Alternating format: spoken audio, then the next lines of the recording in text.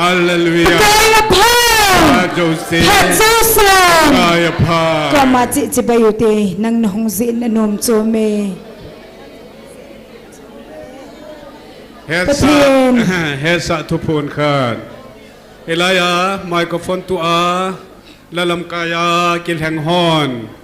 Mi pin lai sa tiang ole o e bol lo diu he.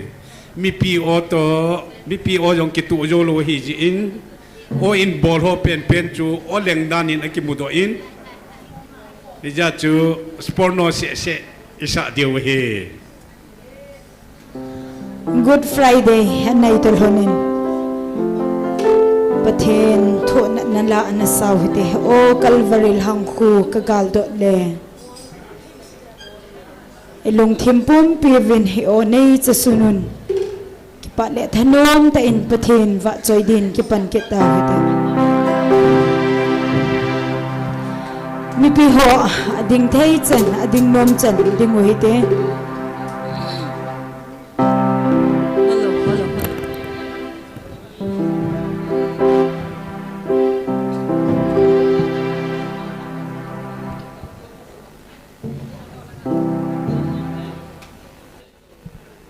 Hello. Kita show.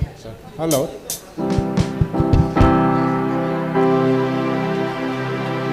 Pilahan. Calvary House.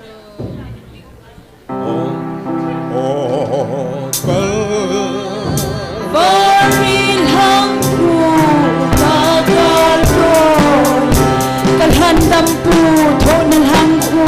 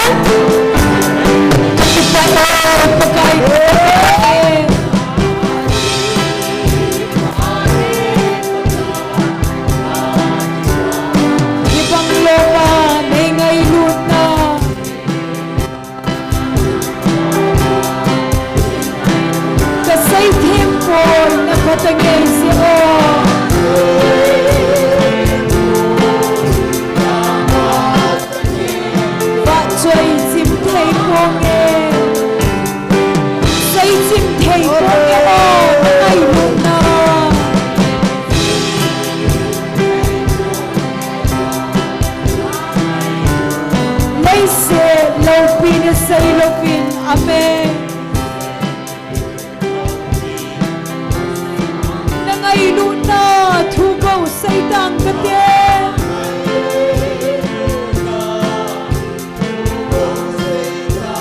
pagay nay panpi kakipae pagay kakipae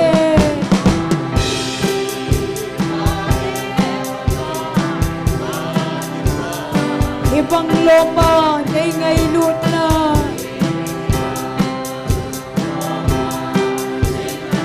kasay tiempo'y napatangay si o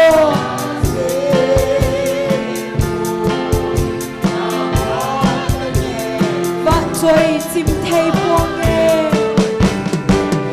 hallelujah amen hallelujah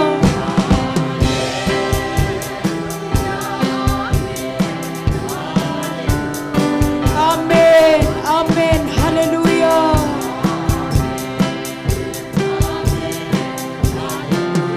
pagay malsom na dấu si ay pipa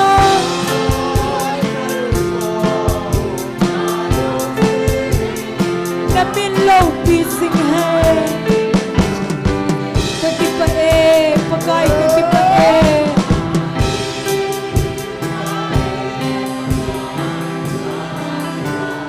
hibang loma nay ngay luna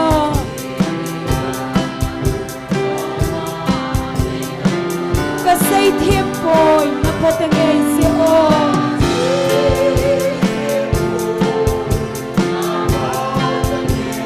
vạn choy chim thay buông e o Calvary hang khu kagal le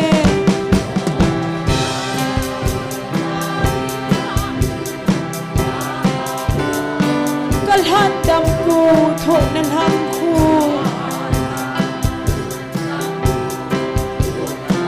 miki cha nan hang kim nei ta chu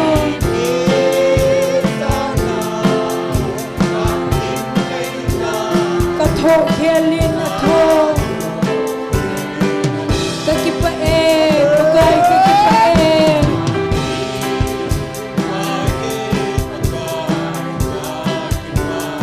hibang loma nay ngay luna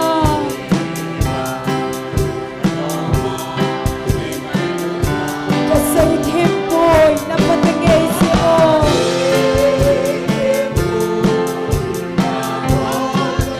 vạn choy chim thay buông e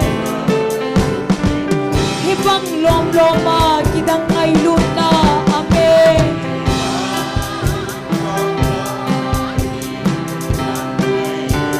John se tui pi alhum mangsa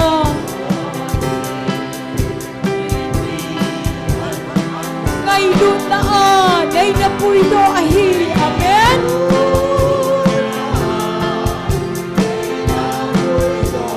nang po sui tang kate kakipae pagay kakipae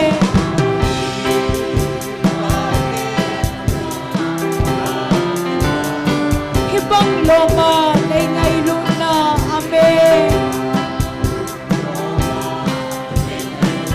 kasay tiempo'y napatangay si o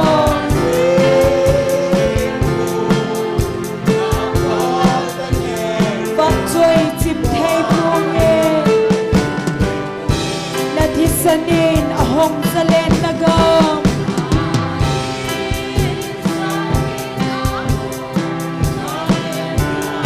sumonsu ay puy humtingin amen nalhagawan ay hinbuan ta siin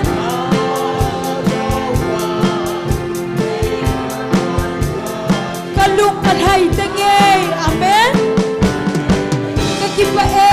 pagay kakipae hallelujah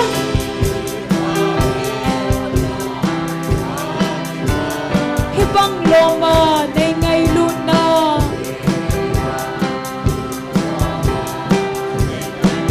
kasay tiempo'y napatangay si o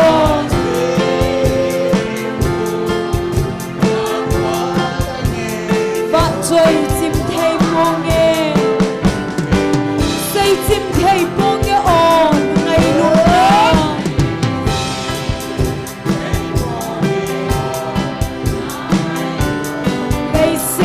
lâu pi na say lâu pi na ngay luôn na thu màu say tăng cả tê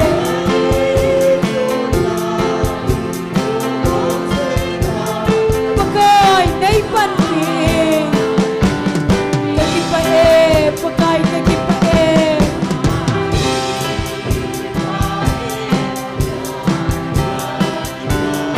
ibang loma nay ngay luôn na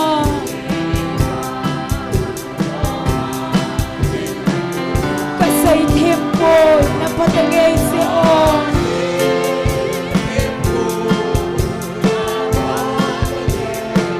Joy sim thay buông nghe Hallelujah Amen Hallelujah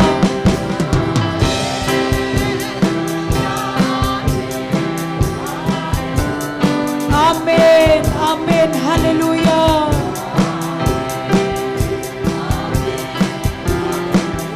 Pagay malsom na dấu si AP pa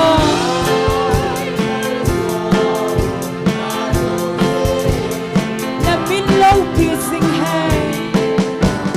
cái kịp pa e pakai cái kịp pa e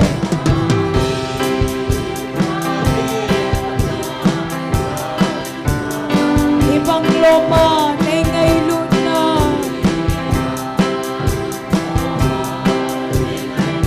kasay tempo na patangay siya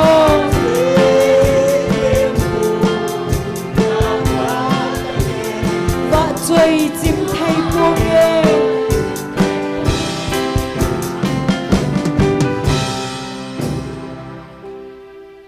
Gian lung zin Zion in den sunga Gian lung Zion in den sunga Pagay sin adhisan ahome Hiti chun lung don may pinasi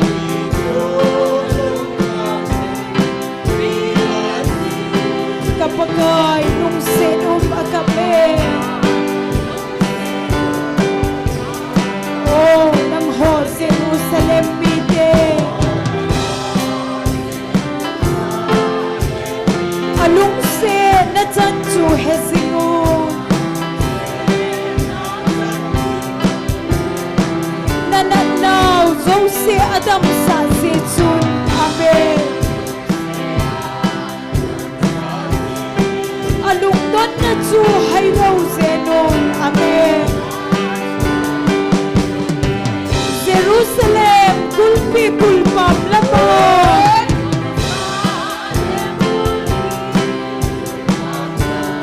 Himraw thidan ahipoy tivin Hinvetim dan Calvary hang sung Mipila kapagay kamo Oh, nang hot Jerusalem mide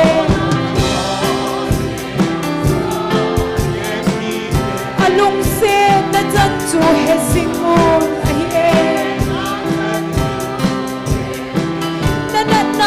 Dấu si Adam sa si chun Alung don na chu hay lâu zeno Gandon Calvary hang alung may din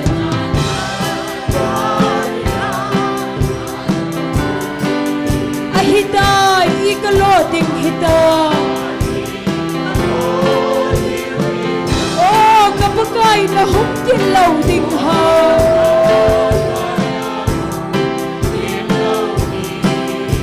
Namunding su Calvary hita Oh, nang ho Jerusalem mide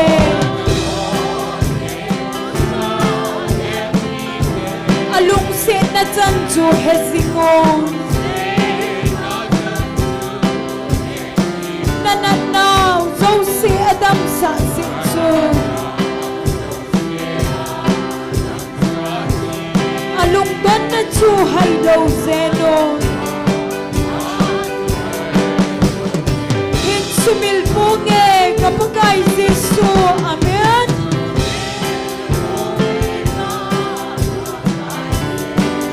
Calvary lam hin bezing nange kadinga na tho na kalung suma amen kalai za ke sin hesing nange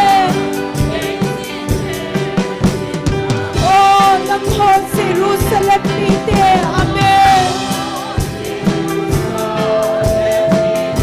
alung sin na jan chu hesing on now zo se adam sa zinjun alung don na chu hai lo zeno Gadon Calvary ham alhut mai de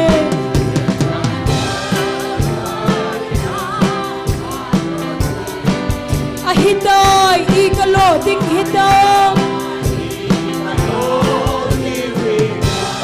kapagay na hungkin lau ding ha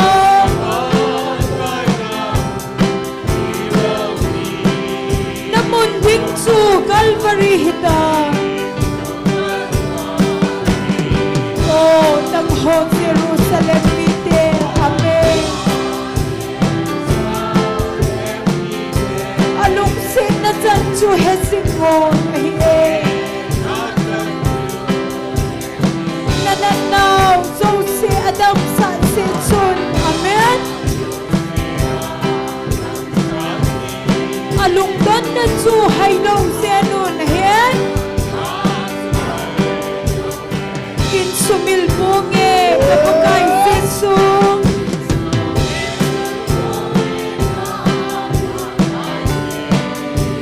Calvary lam hin vesing nange kadinga na tho na galung sunga amen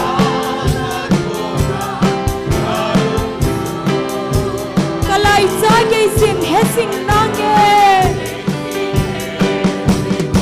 oh nang ho Jerusalem pite alung se na jan chu hesingon amen now so se adam sa se chun hallelujah alung don na chu hai lo zeno zan lung zin Zion den sunga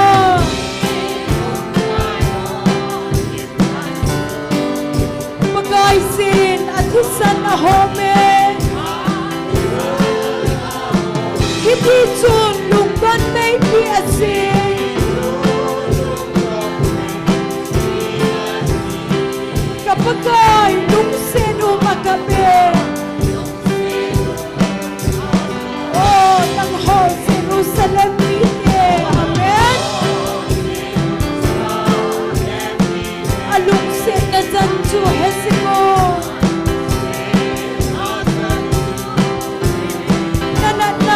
so se adam sa se chun amen alung don na chu hai lo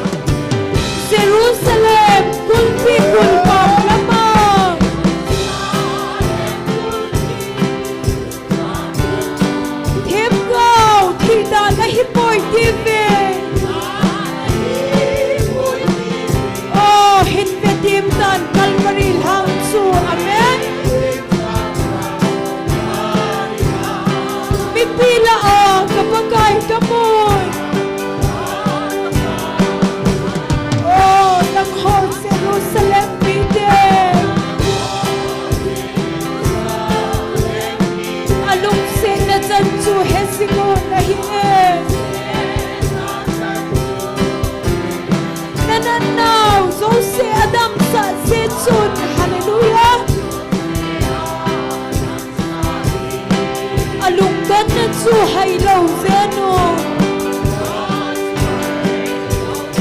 San lung zenu Zion in that sumo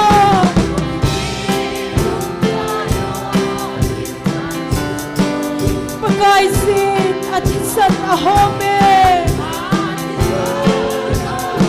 Hindi tsun lungdon may pi asingin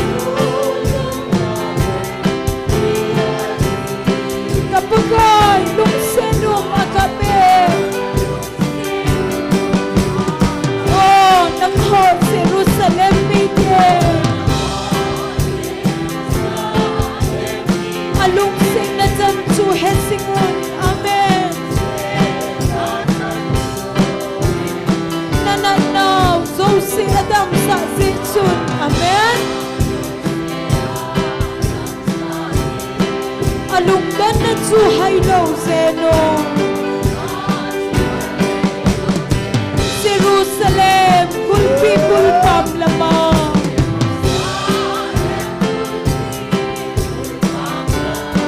Tim Gao Tim Da Dahil Kul Oh Himvet Yemtan Kalmarin Hangsu Pipila kapagay kamoy Amen Oh Langhot Jerusalem mide Alungsin na dyan to Hesingon Amen Nananaw Zosi Adam sa Zitsun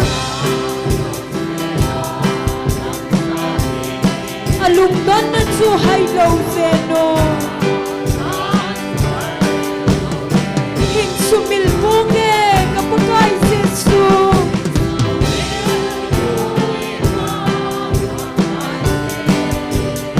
Calvary lamhin bezing nange Kalinga nato na kalungsunga hien Kalay tagay sin hesing nange Oh, nang hot Jerusalem mide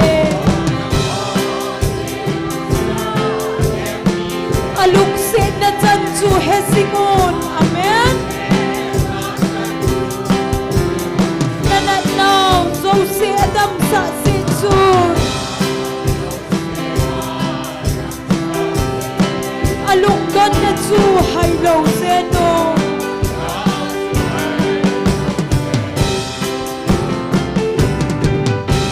Hallelujah Amen. Jerusalem Zion Hupi Jugel Timun Mipiho Ibon Savin Ding Kom Tau Hite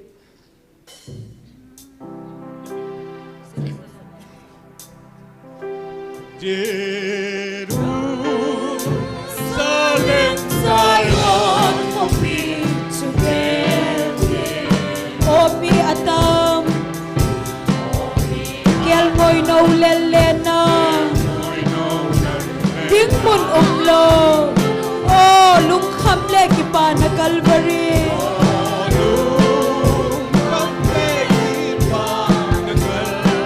Rang ahong lange O nam sâu sile Sitin pao tini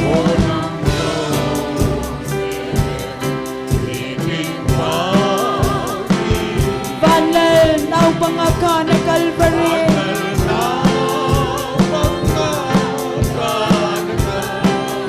Kidang som labe Kidang som labe Sitin pao tini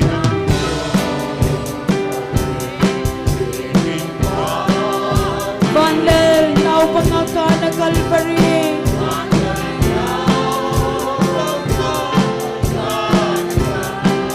Kidang som labe Jerusalem Zion Hupi Jugel Timon Amen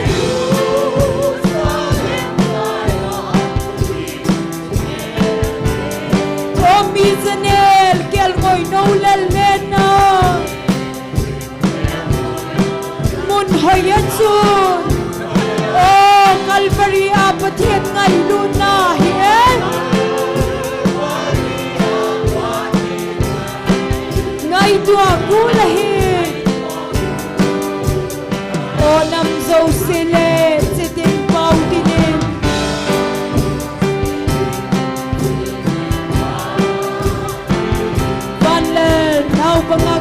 Calvary.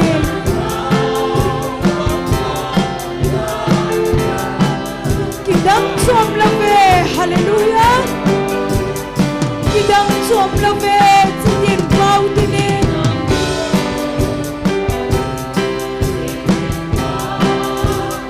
Banlel, now pangaga na Calvary.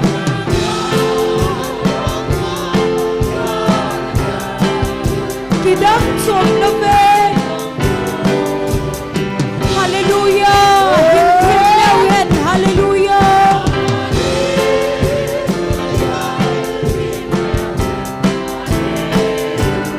O ngay luna, dahil som ngay lo, ahiye.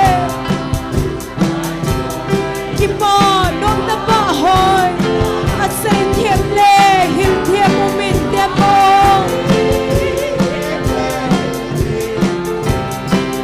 Angay lunahi, hallelujah. Onam so sile, sitin pau dinin.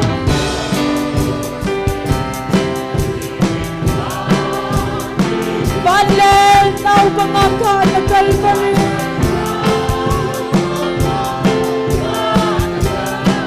Kidang som love, kidang som love, sitin pau dinin. Amen. Banlel, nau pangaka na Calvary. Hallelujah. Kidang som love, Jerusalem, Zion, kupitu gelti mo.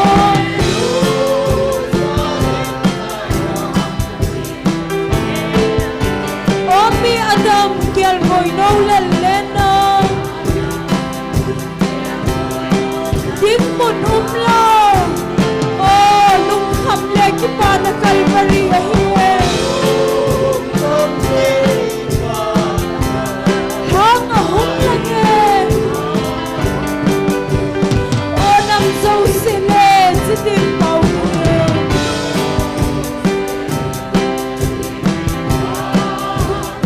Banlel, nau pangaga na Calvary, amen.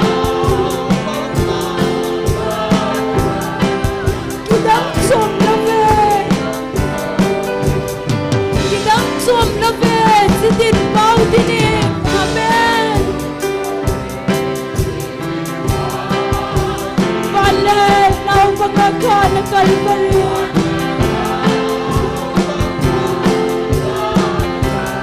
Kidang som love, hallelujah. Jerusalem, Zion, kupitu gelti mo.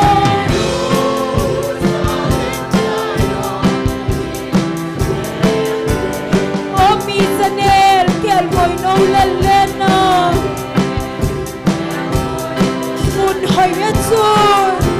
oh, Calvary apat hit ngay luna, amen.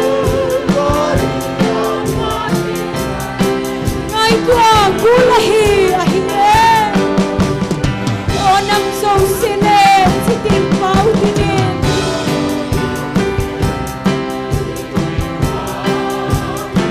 Banlel, nau pangaga na Calvary.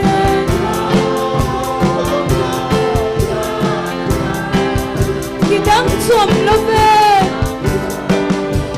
kidang som love, sitin pau dinin.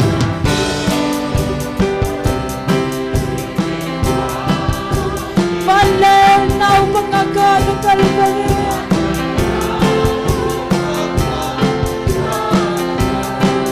Kidang som love, hallelujah. Hiltim lewin, hallelujah.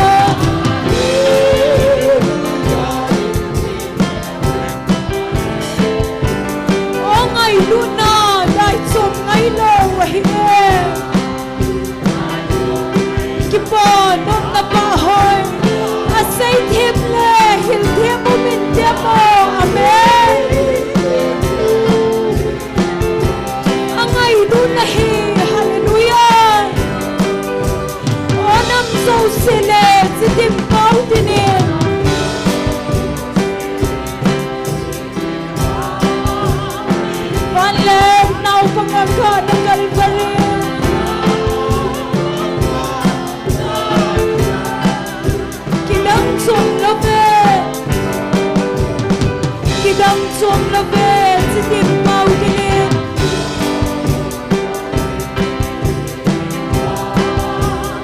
Valel nau pangakan ng Calvary. Amen.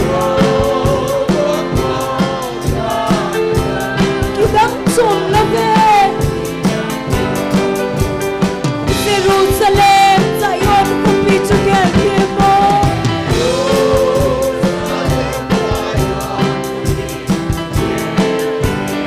Omi Adam kel moy naulan nena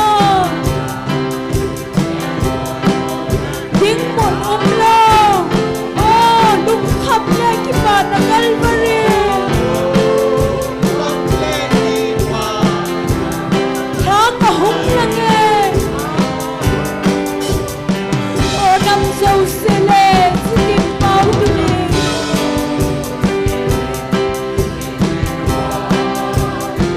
Valel nau pangakan ng Calvary Kidam som lavet Kidam som lavet sitim pau dinin Amen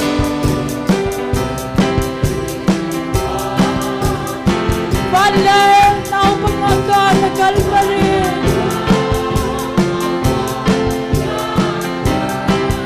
Kidam som lavet Jerusalem Zion kupichukel kimo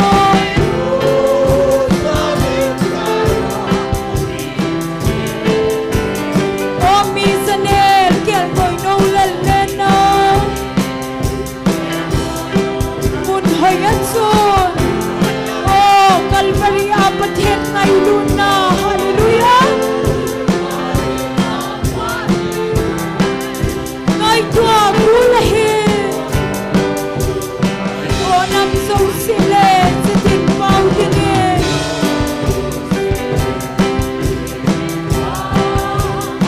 Valel nau pangakan ng Calvary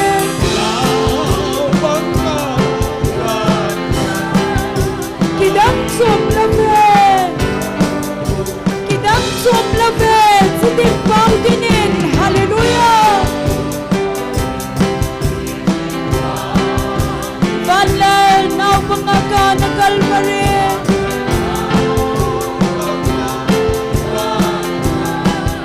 Kidam som lavet Hallelujah hiltim lewhen Hallelujah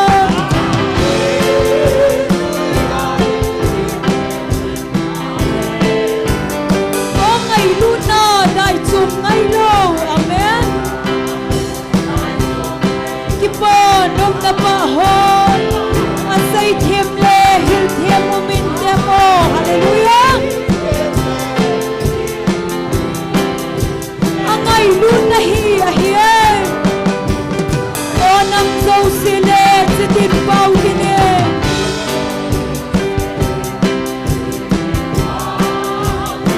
Valel nau pangakan ng Calvary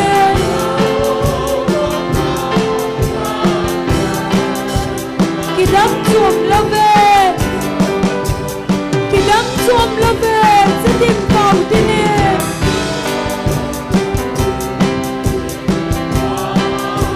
Valel nau pangakan ng Calvary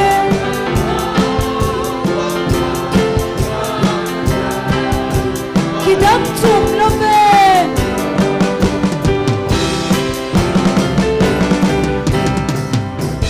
Hallelujah Amen. Pagaya pan Joseph. Pat Zosin Kaya pa.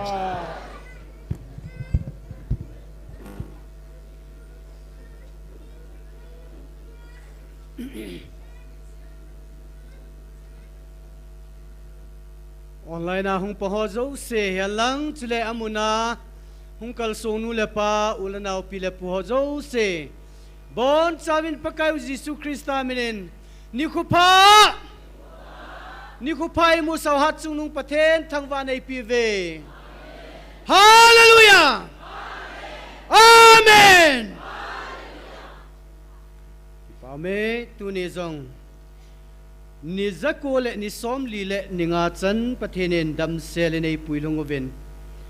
tu ne chana buina ima umlova kalsun theinau hi pakai hat zal hi zen masapenen pathen I thang wa ve tu ni ke man cha ne diu chom chain phong dong ka te taw nei lam kai pi diu he pastor ngamlun hung heding hi in pathen wa chaila sading he nunga chongneu nunga thi them pa khu khu hung heding he pathen wa chaila mi pi te honi saule ichim zo ji poven minute nga minute som in la wal tingole langa program hoi neu khat su hung tha samja taw nai tem la di hoi minute in gu pi ji wai tai na ne chon hung ma hung ji hitin pathen wa chaila lung na chim se se na sa hitin hi the han lang special number hoi hung tam da na lai han lang na mi pi hin lung na chim se nin ke wa cha han lang la alau thailo khat la ni wang hi han lang na ti chun pathen ke wa chen ke mang khom la nom che ding he ti chu I dei sa na thui phon do hin ten ton bible sang khalani ni sim do de he aji chu tu lai pathen in evil na umun su mol phon na ding le su mang na dinga satanin na sata panala na hin a chai na hin za na hin boltan pakai jesu jong azu do chu koi madang a hilo he na asuna zana agi khom pi ane khom pi don khom pi patain dangka som thum dei cha na chu ipakai ana zu do he tu nya jong hi ei hola jong dangka som thuma ipakai pa zu do ding mi atame azu do nu nga chuna ke pa di poi ama ding in thina he bovin he je chun tu ni jong ipakai pa zu do ding ke go po hiten thi nai nei na diu hichipa chu ki cha num ta he ti chone gel do jing pu mo hiten migilo tel akona ikichi theina divin bible chang hin sim do nge psalm number khat chang khana pan hin siminge migilo te thumo bonga chon lova mi chon sitelam la jong ding le lo mi jon tainu mo jong to khom pilo mi chumi nun nom a hi hitabang mi hin pakai dan thu jing abo ki pan anezin pakai dan thu chu sun la zanin a gel gel ji ama hi lui panga thing phung ki phut tabanga hin a phat phat cha hunga ji thing phung tabanga hi hi tabang thing phung hi ado jong a gop ji pon hi tabang mi jong chu ato lam lama akhang to ve mi ki lo te wang chu tabanga hi poi hui la chang vai ki thia al ho mang so be hi vin hi hi zia chu mi ki lo te wang thu tan na ding zo lo diu mi di ho ki khop na jong chon sitel ha thei lo diu a hi izina mi ti la pakai ni mi di ho lam la het pi nan mi gi lo te lam pi wang man tha na lu dinga hi bo ve a thu theng sim do naw pathen phat thei bu pi ven lang taw nai ni gel do divin pathen in lai muna al hagau thinga o ai vil na diwa aki phun na dinga aman cha la chate ho dingen avel velen taw na izuizing pumuven avelen ana zuizing kinuite ani na chun pathin angai lut anam deilan a cha te e ho ingai chat phat phanu le I do nom nom ikido the na dingwa pathin in avan til thing chiru van til e hin sol pi ji ta ding je ven pathin hinga ke pathu seute athun na chun tu ni chana lung ta na lai ho ja hi pathin angai lut anam deilan te ko na a ta sagal ei sem pe jev hen to azong hi lung ta na lai vai la pathinin nam chom khanan til do the na lai he he je chun lung ta lo na ding ven tu ne nam mi ta din tau tin I lung ta ji wa I ngai cha no I thu mo jong pathinin a koi sa chu gam la che che the hi je chun lung ta na ko na I lung hewa pakai ko mi bel na devin taw na nei hute namdang chidang namdang an til do kit masangin pathin henga kilew hitin tunin pathin kisem phat sa lohan alung ta ho dingin taw na neutin hi chenga di chun taw na neu hitin taw chai ne hi pastor lam chani nei pi ki pa min te taw hite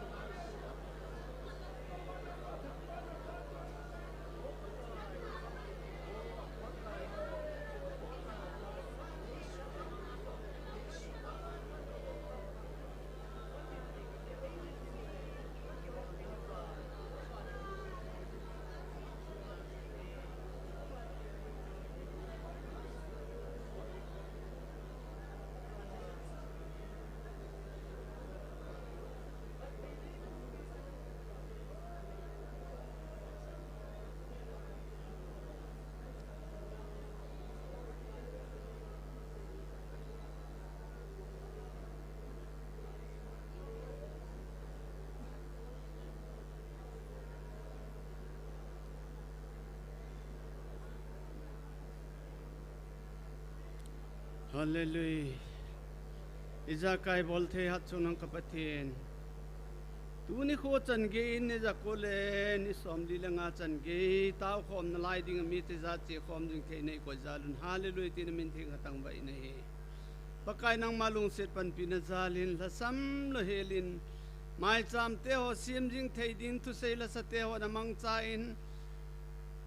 Worship team ho namang chain tu chan ge apakai ki mutu khom thei di nei koi zalin na kom ki patu kan se nei tu ni hon chom chasung ki man chana lhaga win ne pi di ngai chain ka taw na lung se ne san pi din hat chung no nazar jesu min kong taw he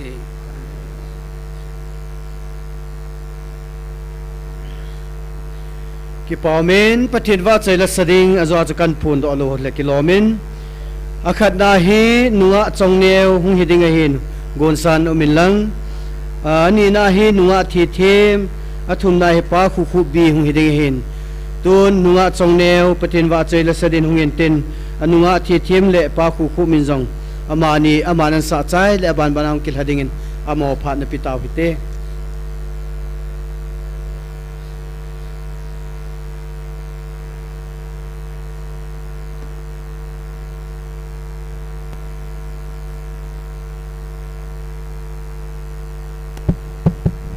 Pathin wa chuna ding khangdong ho zo si tila chung sang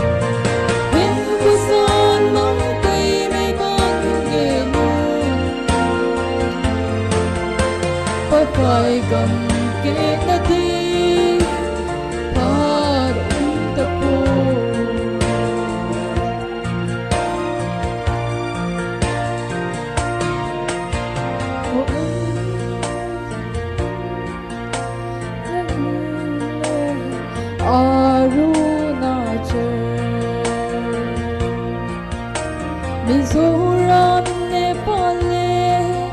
Burma, Tosna, Song Gusun Natang Dingin Ka Umuwi, Huidam Ka Na Sansu, Bakay Hat Salahi, Bonui Lisin Huindan Gewi, Hinkusan Mangkwi May Bang Gelun, Bakay Kam Kenadi, Par Tapu.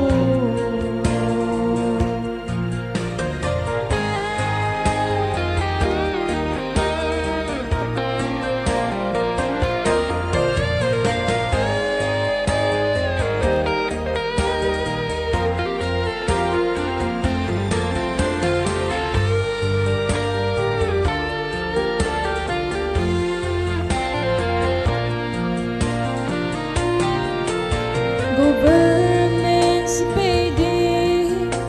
kilhenting kandong atam Christos si payday mi si talo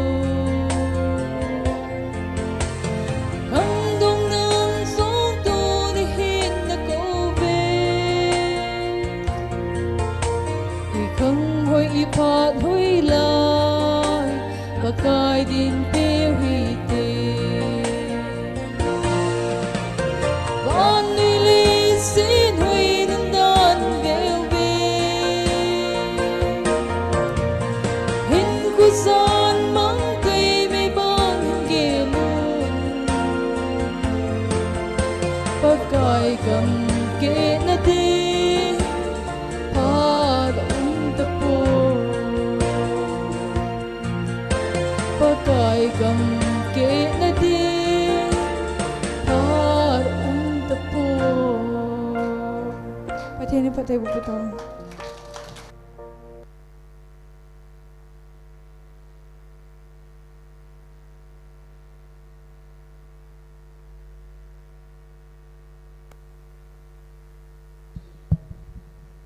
Patim ba choy na din hinting pa na gam tila choy hinsang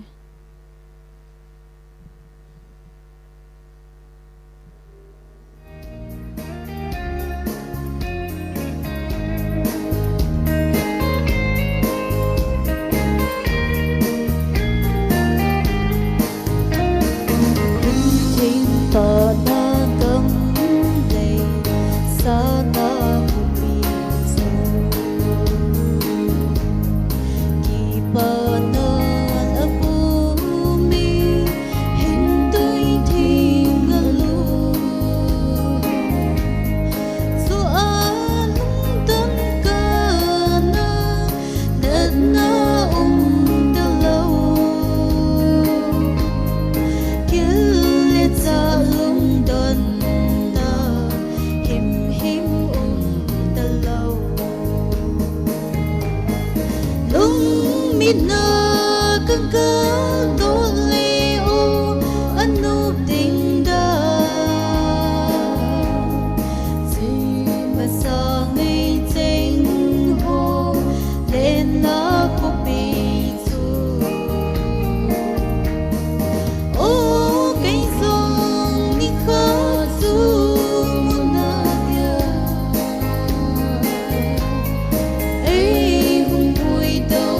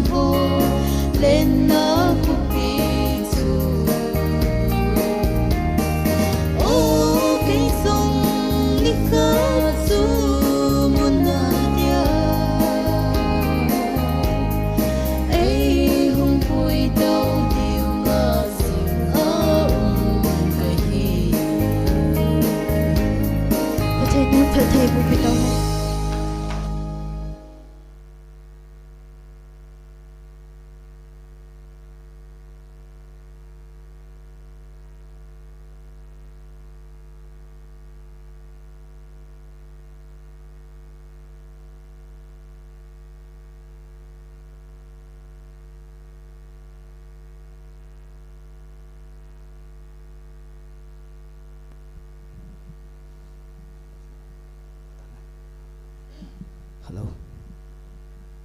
masan damna ipiu pathin thangwa na ka hin pa masai tu ni pathin wa chin nga ka hin sa do nun chu jing thai group friday to a hi to ge hanna group friday galdo pumin galdo nan kalvaril hang chu ti chu pathin wa chu ni ding in sange hello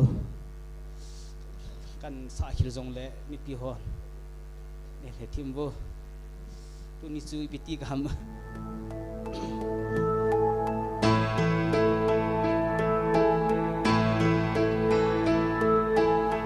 kalvaril hang chu long min in kamu kapakai thuna le suna akitange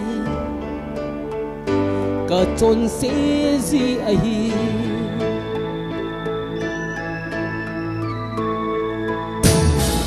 amata sanzo se hina anai di dingin zong ka gel bo panin va akitange ka chon se ji ahi pakai hin belin tunin ichon se zalin atitai thimpel sunga chu ati alonge ka chon se ji ahi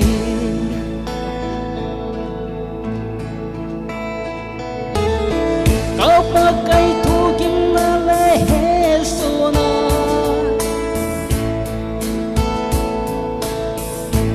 hello habi habi các kịp bật đan chú lăng khăn hết chịu thấy gì vậy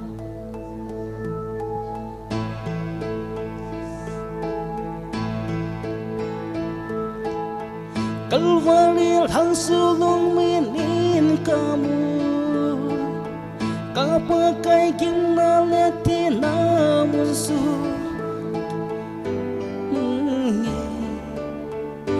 ka chon se ji ahi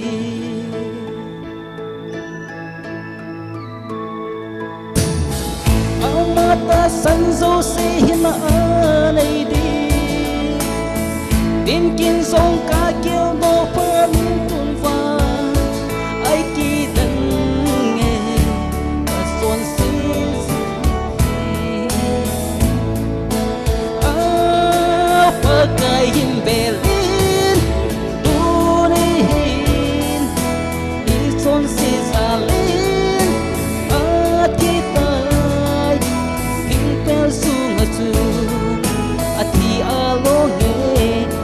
son se ji ahi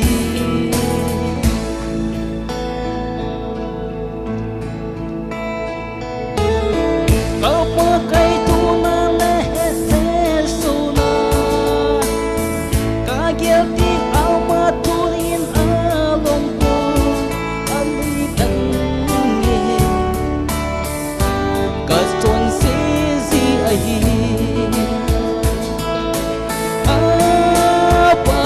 hin belin turin ichon se zalin atitai thimpel sunga chu athi alonge ka son se ji ahi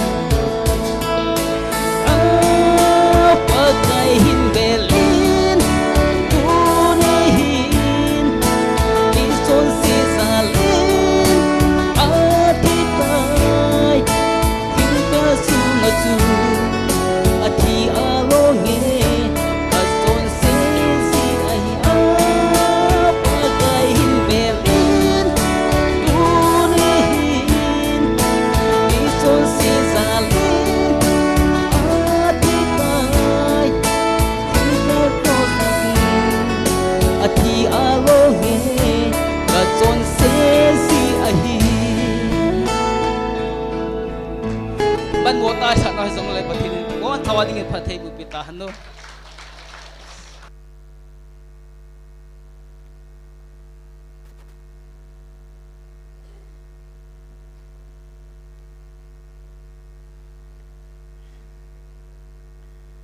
ki paumen pathen wa choila sadinga hung ki gong hon ki tup ta tai sal ha pi zalavin amo chunga jong ki pa thu seven amo zalim pathen thangwa vine he pathen phathei bu na chang puma taw nai lam kai pi devin pastor ngamlun iko na ven bon chawna lim nan khot be ha ben na beng tin pastor ngamlun lo ka pam ke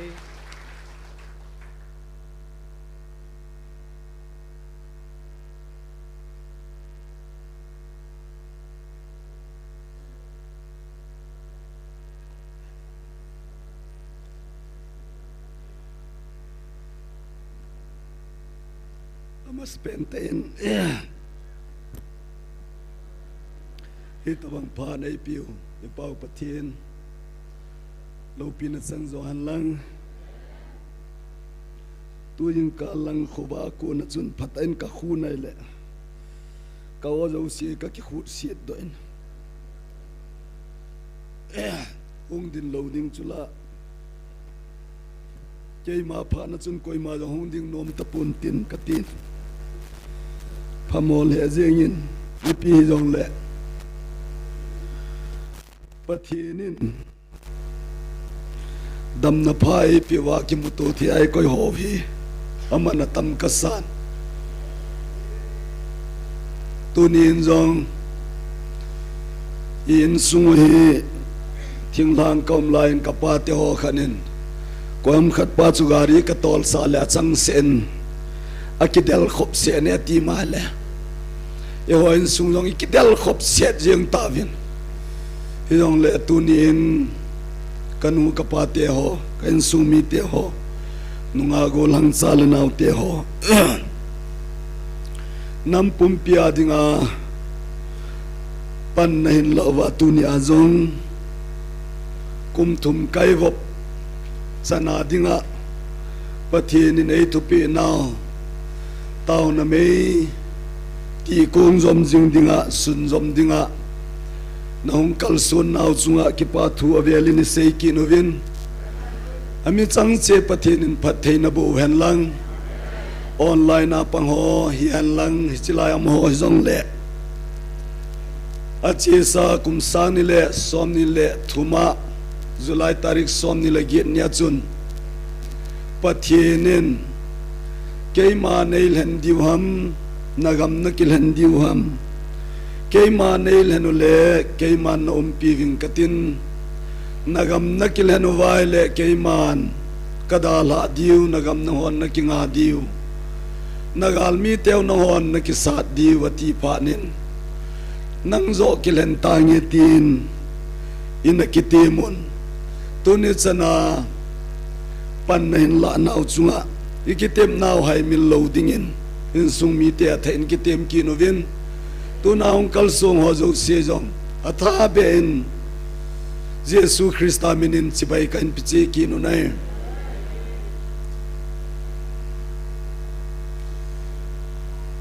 e ho le ho ki vet tu ji le wango ithasi naw tamin tin iki hom tho naw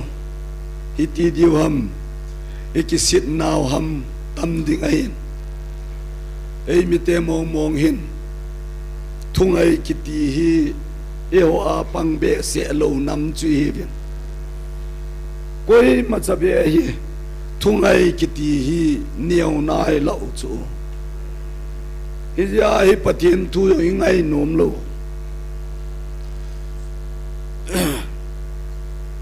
ki phat lam me Doni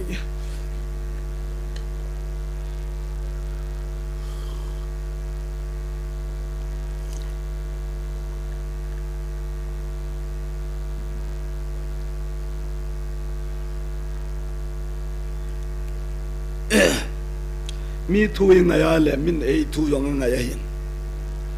mi thui ngai lo wa le ei thu yong koi ma na ngai lo hin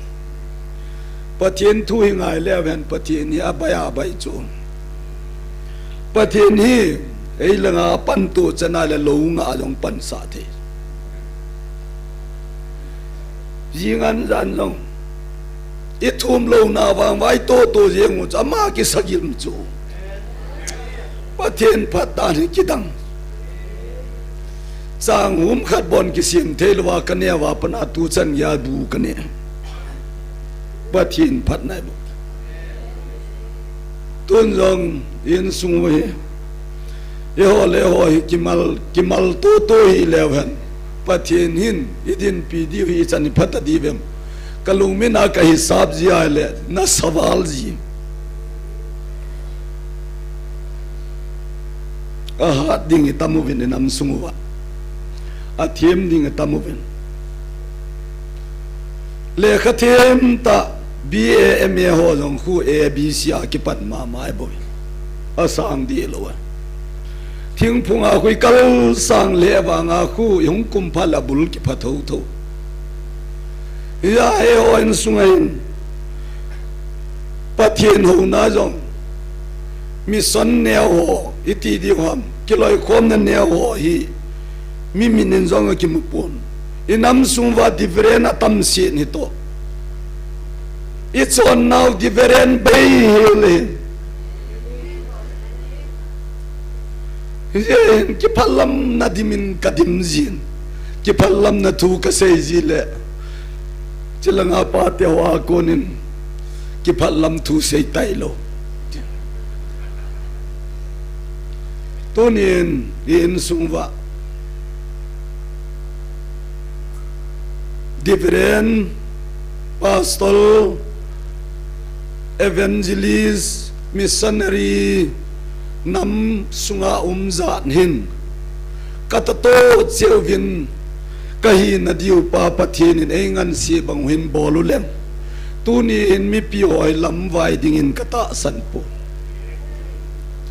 inje in ka ki mo phat lam ji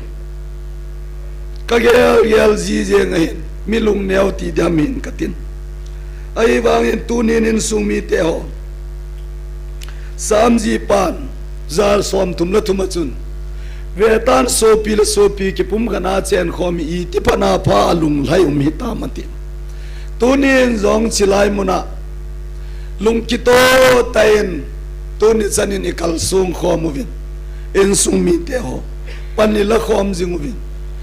min I mading in ei yal ta hi uzong le tunin isei ji ta ma bang vin nam pum pia ding hi vin I mai lo kya ei se ho jong khu ama ho dinga taw I tho vin katunuin ai example ka seiji tan an salpe paladi lo ji na chunga excellent tan koi piule pupu ex ki koi wanga hi good in ai tho we ati ma hele chi chu mi hem lung yel cho sei so yong kun good ti ai sei se no bo ya chun lung neo poitivin tu ka len zong akimalot akiumen sol leng pain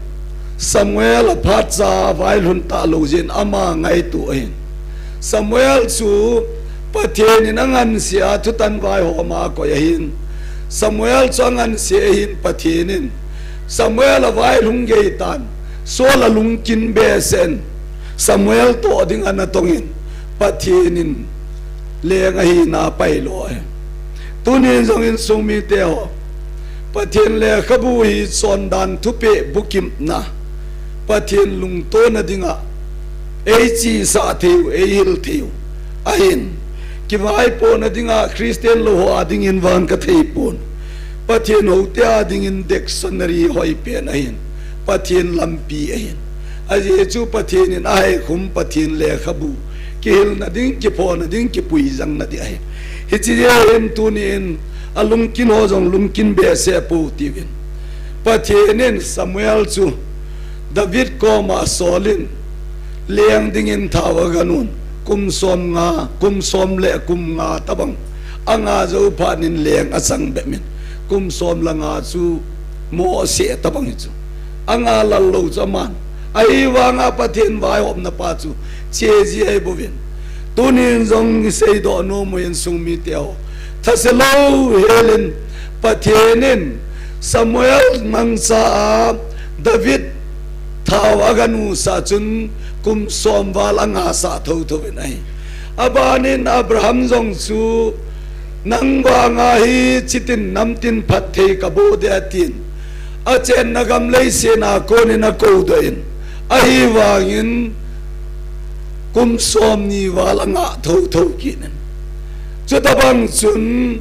noa jong su noa kong su yo lei sen he tui sang len dai tan atin konga sui sen kum za khat wal tho tho chu mo thu hello chu pathen khongai so di aje chu phut phut ta pathen chu na tong hello ai wanga ta tai la le hai khat ka lo wa na tong thei pa hi je hen tunin in sungwa lung neo na ding om pon ngalal na ding jong om pon pathen chu pathen in asei sai to hi na ho za la hi na namu ki tung de ti le hi chilaya taw na muna pang ho alung neo the hi pu ve ti hi iga sei do no mu vin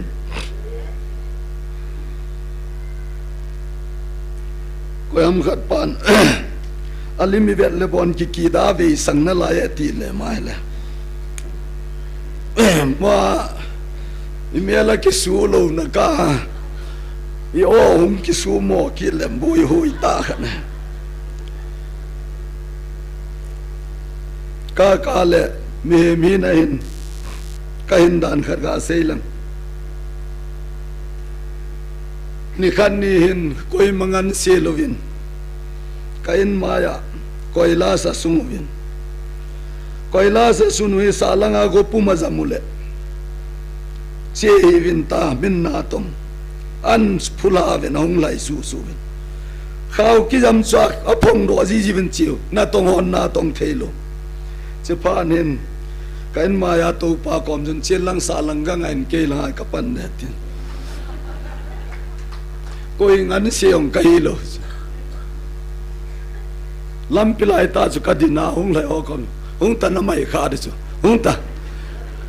ka o ka bo sa ka mai ka jit soi thim le ven ho ka hi lo di da ne he ji chu ken ke hello ka in ko ten limai na kam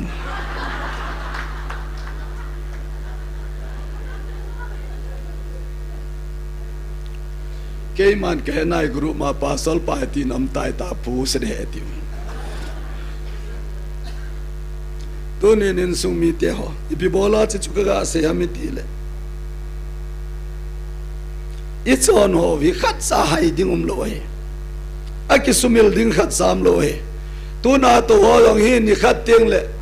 thu po ni na se na chu to na taw naw na ka naw na gen the na ho zo se hi ni khat teng le na hin sit diu he ti chu aki hai lo chu pathian ya hai lo aje chu kum kitip masanga van le set ki sem pat masanga tu na e hopi na diu jong e program anagun to sa pa chu ama hi chu ka te aju tia le tu zo wa le se na sung wa ding a yong na tu te na cha te ho khanga akhang son na ding a phat the ati kit abana wana zong van go lo ding na hita ve wana hin na le khabua na minwa ki ji tai ti yong chama hi ki chu ka te aju ti le ho ding a lung ol mo na ding lo chu tu ni hin ga ngai to ji levan mi hem lung ye la hi za chom tam pi hum ding a hin hi jong le tu nia bible sang iga sim do diwa ka ga de sa khana min ka de sa nang ne hin ai jeng wangin thulu nei ki sem phat kin wetin yo jong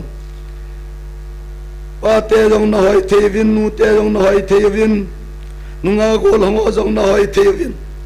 aje chu in sung pum pi diwalung len ta pathenin e o pi nau thu pe hi su mol so te dinga na hung kal son je vin mel hoi ta che chu nei ve ti hi sei do no mu ven Daniel le khabu ahin Daniel le khabu bung khat sang sayak sang sai la sang ye nin siming katin Zeu ta le chom cha na jau limutin tao na hi vi ve ke pa tho sei na khat ve na ne hoitin Zeu ta le tao na khat ve na ne hoitin si chu kai ma pha nong in tin nu ki so la alam kai pi pu pan ama ho hi aminu asim pin Daniel chu bel tesazar asain Hanania chu Sadrak asain Misael chu Mesak asain chule Azariah chu Abednego asai Daniel chun leng pa anne tuita ta ne a kisu bolo na ding le zuadon ji chu dona kisu bolo na dingin apang tai hize chun Daniel in zong hitabang anne le zudona ama kisu bolo na din nu kisu ho lam kai pa hinga athum tai pathen ni simdo Bible sang pathe bu pi bhan lang tu din zong in sumi te ho lung yil ten ngai toi ti ve ti in sung pum pi divin kaga sei do num chinin he chi phala in Daniel la loi te ho hi so sanga ki kai ai ve ti chu he chi un ai le hi chi so sanga ki kai pa jeng zong sun kal dai chi na le thiep na kal dai le khabu thip thei na ding mil them thei na ding leng pa in agam sunga mi a hin hol pha na hin hi chi zu da ho zong su azau ve ti chu tu ni ne ho in sung mi te hi le hen wang I tabangin pan ila di vem wang chu ka hepon kangai to zin in sunga tu ni zeng in zong kina le ki bau tampi in sunga bhi zong le ki sei se to le ki dem to hi apung pung zeng in ahin ka sei nom chu in sung mi teo I tabangin kyan hen lang in sunga hin I cha te ki veili de zong le han mana gol me dar ki sang lo ai brown zong ki sang lo ai chu tabang ma chunin sunga ki dem to le ki sei se to a in sung ki mit mo sa them ki chang go he zong le hi chilaya chun koi mau kilin ki pang de pun tin le se ki vai hom na zong ki zau thei de pun tin van khopia zong ero koi mo to hin pathinin ama wang hi good it de po bin ti ka sei do no mai hi je chun tunin in sungwa I chon nam la ho hi hoi ten ve lew hen pakai pathinin Egypt gama kum som li lang hi Israel mi te suagawai tham phanovin pathenin Farao lung thim chu asu ta na konin ain suno tan lung thim gil ta in pen ami te ho chu ma mi te pui do the na digin ain pedo tan pathena ma tai na hin pu jin ai jeng wang in hichilai ta chun I pia to jiwa miti le abang le gul se langin abang le nat se na lang jin abang le lei kein mi te chuaval hum jin patheni hitabanga dinga chopui hilo pi cho kain sung mi te to ni azong kum sa ni la som ni la thum hung lin pha na chun thil ki bol na ki tong ho zo se cho hung lum tan e ko na pathen na sa lo na zong ana tam tan hi je chun pathenin agilo pa ko na thil her khen thei nai oin sunga pe chu thil dang hilo agilo pa na to thil bor ho chu achama bol halovin pathenin kami te ho hi anawa mang khaule hung kile ki ta hiule azo khale ma tha ge nun te atin aman ko na ngai pe na ding ini to chenuwa ding in galin in ko ta vinai galahin ko ki phal vin zong inom de po vinai tu ban in zong i pi to di wi thei po vin kum sa ni la som ni la thum som ni la li mei lei ten ei suno pawin abana chom khari pen ding in aumin agal chu ki sai mong hion ki kap tu na cho bein chom khazawin tuin milong ho tang kun ten galain bol kinin hi chiong hi ichi ki lo lai wai sit ki na lai wai le abana pangal te jong hi thei na lai hi chu abana nam dang i chen pio dang jong hung thei na lai hi chu aje chu pathen hau mi su gyam na dinga hau ta he ti hi i sei do no mo hi to nen kain sunga kanam mi te ho i chen nau gam lei sen hi i ti nya ko na na se ma mi thei lo jeuvin i ta sao long hi ko ni ti nya se ma mi thei lo jeuvin pathen hi ti wang bin nup gam ta lo jeuvin lungyil ta pathen ho sangin ki sei se to na le ki oi mo to na ki min mo to sa to na ni mangam ta bin kain ko te ho ka ngai to jin hi chilai ta hin swa gaum pa mi khon no yaum he ta chu a hi je wa nga pathen mu chet be se je chun pathen long swa gaum na ko nai la do ki te hi ti chu Daniel le loi ho chu na hai hoi lo chu a hai lo je ho chu na to tho ki no vin a pi lingum vin ai to nen zong in sungwa pathen hi wal le se mai ti vin thiliza kai hum ko no nai tina vin ai wa yin kala kum le pathen hi hausan na ding nei lo ta bangin le khabua bal them gau ten mu chi chivo phat na dinga bala ho tabang vin ngai to thim ta vin ka ngai to jin rom le khabu chu sim le bung ye chang ne chun son se le thina ko na Kristan ei lat to a onga kai ta ti sol sa polin pathen na thu pathe bo halang dunia jong junom sanom ne a ko na Kristena hu hi wa chun mo sia Christian hi chu so sa na yeng lo pathen lung de ya chon kin nga ya hi kain sumi te ho phanum chandan ho hoi te ke in ve lewen pakai je sun gospel zon bung som langa sang li changa lang su sim lewen ke am ho cho ha ga ti chu ke am lo cho ba hi ke lovin na honi ma cha na bol thei po veti hi cho zo se khu wan noi chitin nam tin dinga ki sei na jong le ama ta san lo wa dinga la lo hin jesu christa ta san ho dinga pan na ta man thei ta hi to nen zo in so mi te ho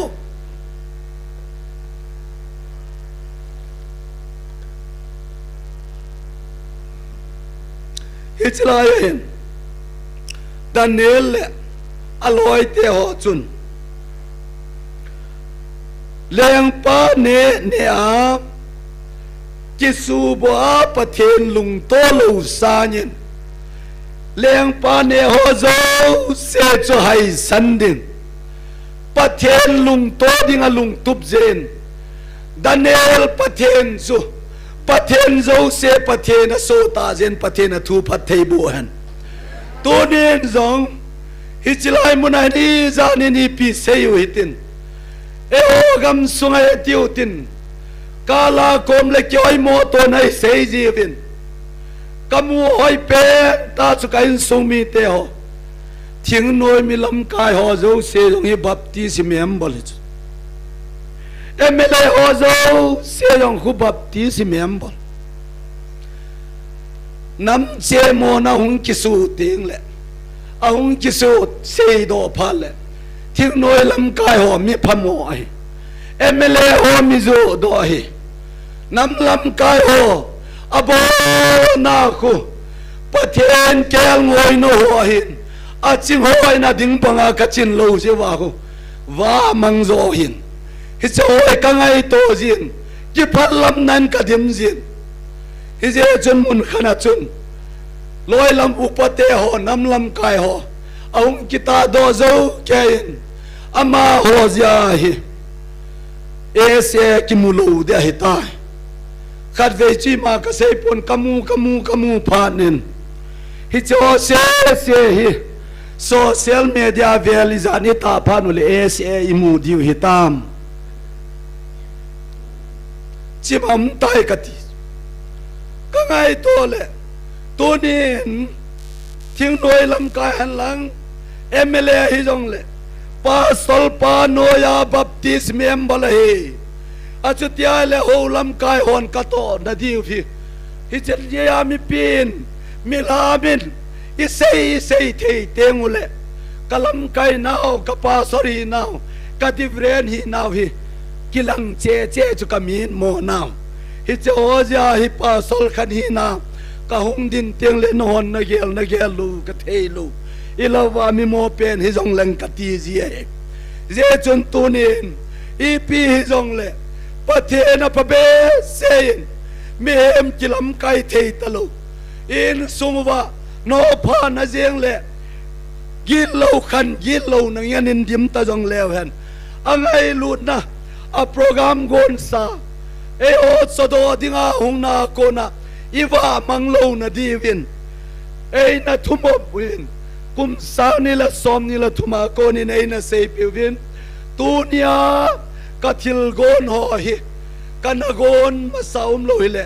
tunia na ho kavil lo di ve titan achutia chan ye ai puigal kai tawale tunia islai muna ki sei se to na min ha hin ve ho zo sen jong lungil tan ngai to hitivin lungil tain kanam sunga pathenin hi chan ye ya hi oi ho pi tale i pi kati ham ti zo hi i ki khol thein na divin kaga bel tala do nomin hi chana je chun i pi jong le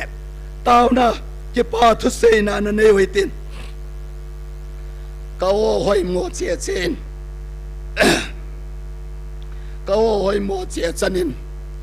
ka mel jong hoi mo che chen tin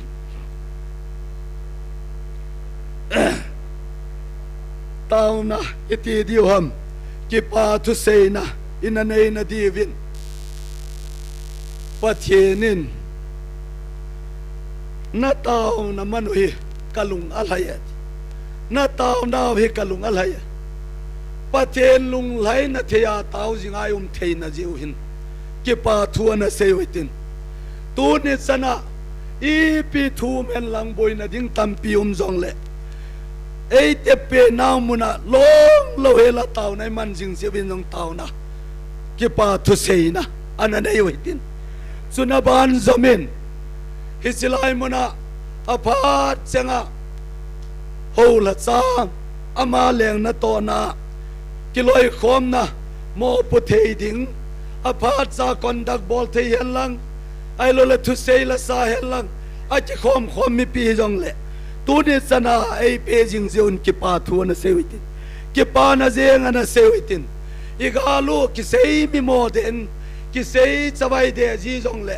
tu chanin gal le tol ho jang a che be pun ki pa thu na sewite in sumi te ki pa thu sei ding boi ban we i pi janin se jong le hen pakai je sun ama lowa i mai hi lo pau a sein pa ma zia tu ni chana ki pa thu sei thia mi wi ti ki pa thu na sei khom we tin a chai na ke hung hin katin so yo ta le chom cha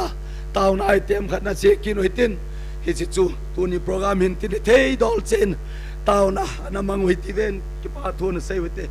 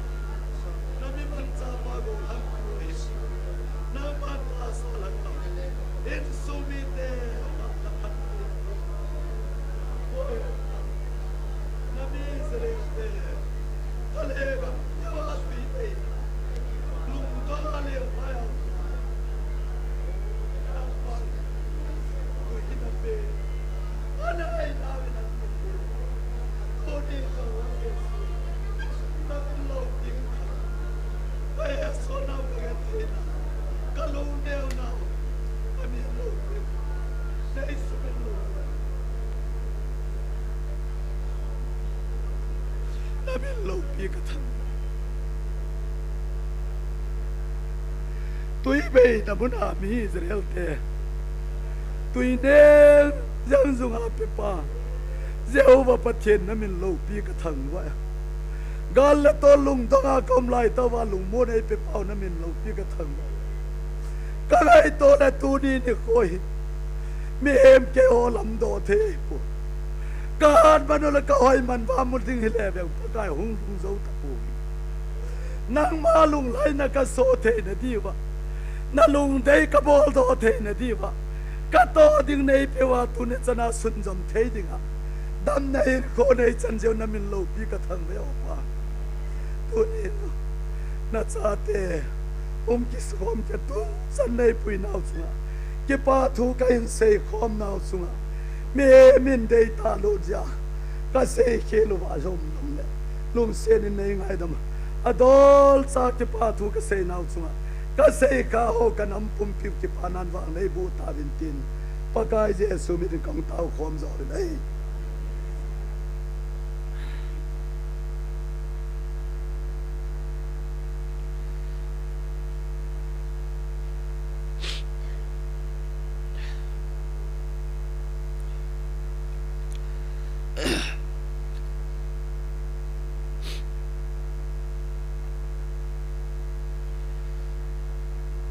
lấy tiền hi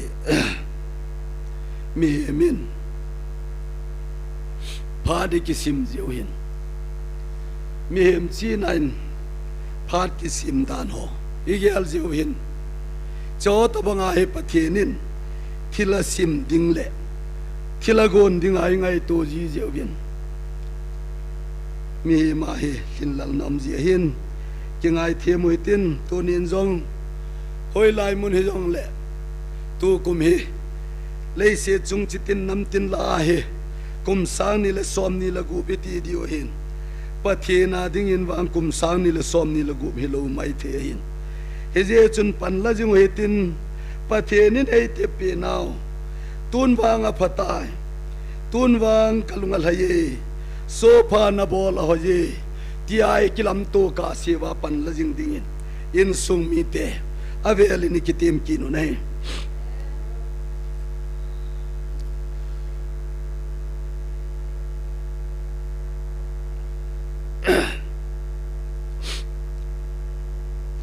ลุงหางกิติยงเลยละไอ้ทุยโลวะหางปุยกิติยงเลยละอาจุตียังเงินติน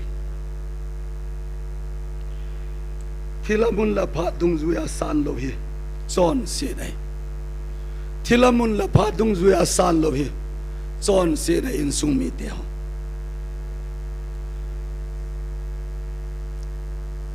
ตูลายหินจีนเล่ห์ขันเทนจีนอิลุงอาดงอินปากายเจสูผ่านมาสังอินไงลุดจอนินเกมาฮีสายเทียมกาวินอันเสยกำที่มาขุสมโอขัดินปากายลำเลนเสียมจังุนอลัมปีเสียมตัวนาทีสุเกยมากะหิตายอติเลอาตาสันเทโลอีโบลาตาสันเทโลวะฮิเดอินสุงมีเตวนักไอโตขาตวัมจอนบัพติสจูอันเนจูข้าวโคเลกัมโคยจูกิตินข้าวโคเลกัมโคยจูเนปาจุนนาลุงเฮยุนวันกัมนายตายเตียเซเลนตาสันปูวินตูไลขังตเวตกาดิงินดีมองอาเซดิงินอันเนโฮจิลายมุนาโกลังเนกโรบาตปะเทนินะเห็นมังซานนังเลเกยตบังอาบุเนจิลายเอเวนจิลิสนัวเห็นเอเวนจิลิสปูเห็นนังเลเกยตบังอาอันเนมาบุเนมาเจสูมินินละกาวโบโฮโนโดอมินละกาวกิโลโฮมันนินอมินฮิจิยองจักตาสันเทปุนเจสูมินานะกิตงอาบานินโกลังเนกโรบาตจูนังละเกยตบังหินปะเทนมาตาอินฮิจิปาฮีอาตาสาฮิกมันสาฮีอามาลุงทิมฮิโลอติกิเลตาสันเทปุวิตูนีนิโคหินกาสุโตเลวเห็นจอนบัพติสินนาลุงเฮจุนวานกามนายตายติอาจุนอลัมจอดดิ้งดานหลานเนี่ยดิ้งดานในฮิสาบเขาวัมอากงกะอาเก็บวันนะหัวจูวันเจ้าลอยอามาปายองจุนข้าวโคยองคุมันจับยำทิ้งเนี่ยจับเวตาอาเจจูข้าวโคเลยกับโคยจูเนี่ยฮิจิปาเจงจงจุนนาลุงเฮยุนวานกามนายตายติอาตุอันเสเลอินสุมิเตเทียมกาวฮิติอามินปะเทียนทุมูนันอันอยู่ในตูนินเยซูคริสต์อามาตานังเลเกยตบังอาหุงินอินอมโซเกยุนเยซูคริสต์อามาโกนาหิตนักเนยเทนดิ่งินเอลัดโดยินส่วนเซนโฮโซเซถึงเปลเคเบนอาทิอาโกนากระทอกินนาดิ่งินลานาโกนินาทูตายตีอิเซยุนไอเจวางินตาสเมลตาอาเซลายินตาสันโลโหบังอินตูนีนิโคอินซองอินสุงวะอิงลิสเปาซองเฮโลเมเลยเปาซองเฮโลเอเปามองอินกาวากงวิลในเว na hoi kanam len nei ve ti le ka ki pae paka na min lo pi ka thang ve ti ta sangin hi chilai mun khu su mi ding su se ding a hi ti ni ki lol nom gam ta ve ngai to te mu ven su mi te ho zonin bon khao ko la gam khoi zuan ya chil phon kai chep chup ding chun na lung hei wa ti la lung hei na pa na me nei tu ni ai kan su mi te ho i a ti le e ho in tu ni sana hi chilai muna hallelujah amen sam kho mo jong lung ki to na che kho mo jong lung yel chom so mi nei thei ji vai tem lung yel ten ngai to phaki noi ten su mi te ho tu ni in i pi jong le pa the nin pha na tim ho hi ken ka se hi lo mi ching pa Solomon toil pa le khabotun til zo sen pa na nei che ati chu til zo sen pa na nei che til zo sen pa na nei ale tu ni ai ki vil now aw help me now zong he ni khat teng la lo pa nom ding he ti hi mu che da hi nei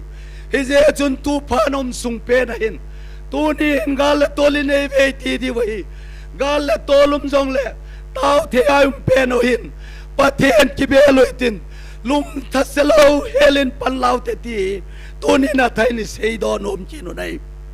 kain su mi te ho gam cheng no ya thalin inung langa po the thwa gina gam la ka tao khunop nei de lo hi hi chi sang chuna pha nom pen hin lung hil ten wal le se la tui khang len sem pa then chu ama lung hai na pen tao khom bol khom chiloi khom lung kanaum khom pai pa then lung hai na pen a hi to kilhanin tao khom ui tin ki thungai to hi tivin pan la khom leven e ho zo sia dingin pa then ni dei ho pi nau chu nagam di vi jong tao hi vin na ma ding yong tao hi vin kei man ka ngan se nei bol vin nang ho adi thilida kai kei man ka he na ya ti ai bo vin ai to ding jong aman thilida kai he soi aman thilida kai mu soi to ding se no pen tao chu pa kai je soin zon le ka ba bung khana sang som la khana chun ama te hi nga hungin ama te na sang pu ve to ding jong ko ki jo cha te kanam len nei ve na ho vila ka hung hi to nin ana sang ho chun i pia mon phat te na mu ve nei to nin zo ve on song inam pum pi wa dinga hung a hin inam pum pi wa dinga hung pa chu ana sang ho a dingin ham phat nei mu vin lung hol nei mu di ve a sang lo ham se hi ve ti anu nung pe nai ga sei do no mo hit to se na ka wa ki sai jap jap ji chun a san hisan hin na yo tin tao na ai tem dingen nam pumpi pathenin ei ho pi now hi imamal chewai ki sanwa mo se so na amlo na dingin nam pumpi chi na le her ken the nei the na divin nam pumpi a dingin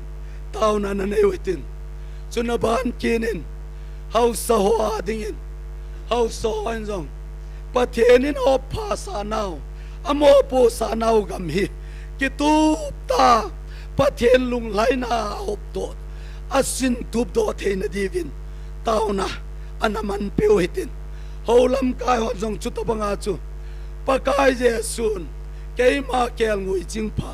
kel ngoi ching pi pu pakai je su hin abana ho la sa ho kel ngui ching ho ngan se hi ading bang ta van noi ho bung sunga mo po nei ka chin tup thein divin pastor divren ho ho la cho ding dauna na nei ko moitin chuna chung sonin gam lei sel hai ter gol se ina lai jin van noi government ke vai hom na lama MLA minister ho hen nam lam kai ho mo pu na ni ho ding abon san tauna anane hitin tau chai na dingin divren pulam cha amain tau chai na hin mangin tin tu na isi dole i program ho chan skai phan hin tin me na pathen lung ma the isei do ho pathen ni nagilo panuman lo na di lamang piwentin isei kha ho inam pumpi wading pathinan wangai bu pi taw zo han lang tun theidol chen taw na kain phon ding si sia ding chun taw na namang hoitin a chaina tivren pulam chan nei tan te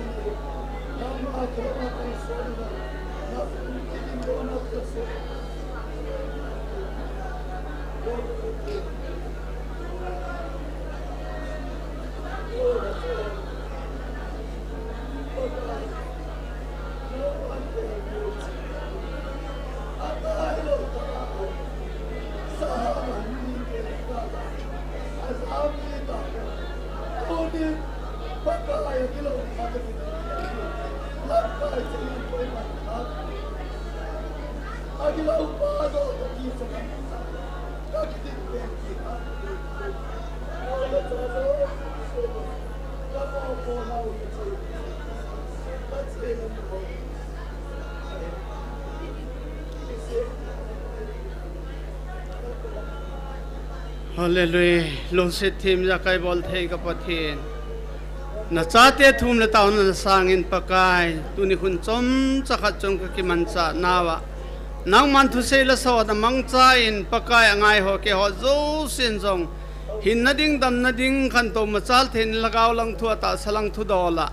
ngai do kom the jalun jong ko me ki pa thu kan se ne he na thu ki se ho hi phat chum na le khan to ma chal na ka nei the nin jong nang man mi tin lung sing thu se din jong ka ta win he tu in hung ki khen ding kai ta win pakai jing ni khu jong le dama ki mutu khom ki the ding kamau e pui din na lung sin pan pinangai zan ki pa thu se pun ha chung nong nazar jesu min kong tao he